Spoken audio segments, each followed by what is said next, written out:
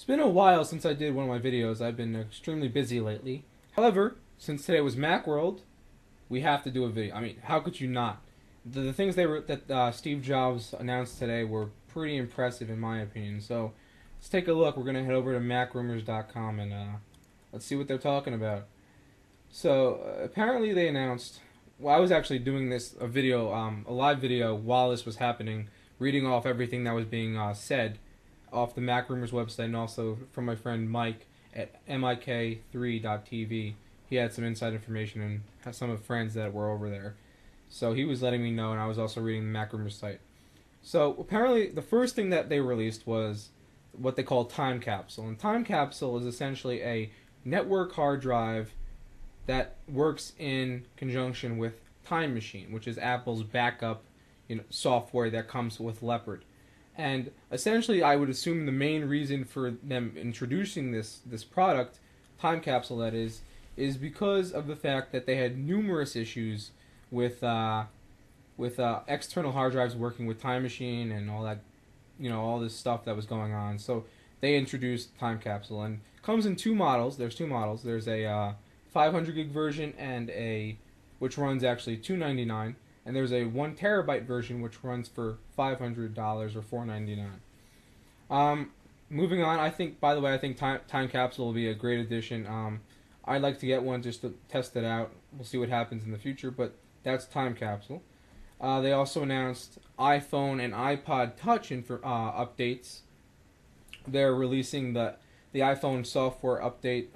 Comes with new maps, and as well as, which includes your location, your current location, has something called web clips, which is like a website bookmark on your home screen, which looks pretty sweet. I don't have an iPhone, I have an iPod Touch, but if I did, I'd definitely check that out. It's a new firmware version. So they also have what they call chapters and language capabilities, which is, it's also available. I think it's also available in the iPod as well. And then they also have multiple contact SMS messaging, so you can send SMSs to multiple people instead of just one. That, which is pretty neat. They're also releasing the SDK in February. That's the iPhone. They also as I was saying, they also did iPod updates. They released iPod updates as in new programs for the iPod Touch.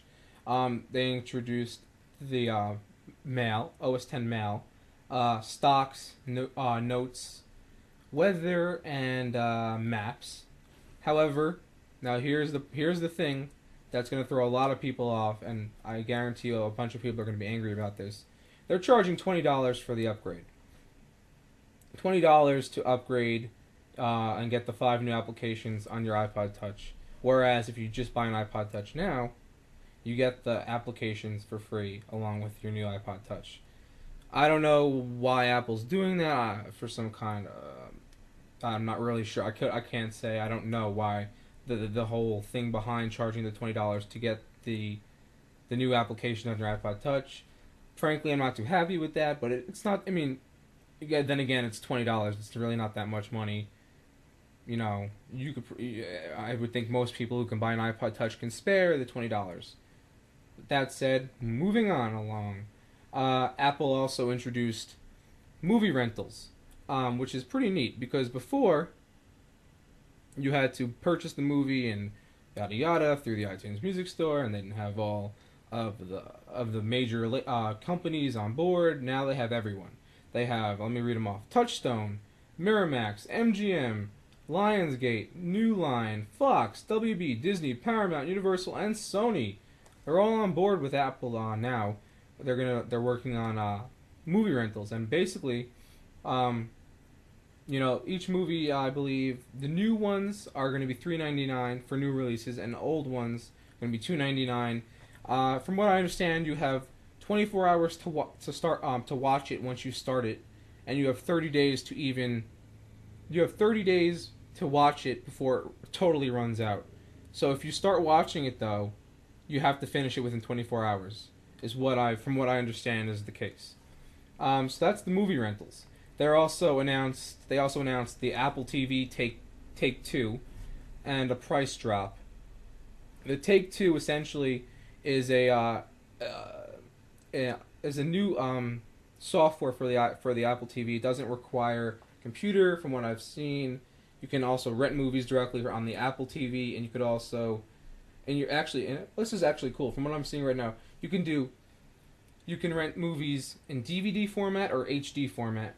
Plus, it has Dolby 5.1 surround sound, which is really, really nice. Podcasts are also available in audio and video format, as well as photos from Flickr and your .Mac account if you have one. You can sync it with iTunes and all that good stuff.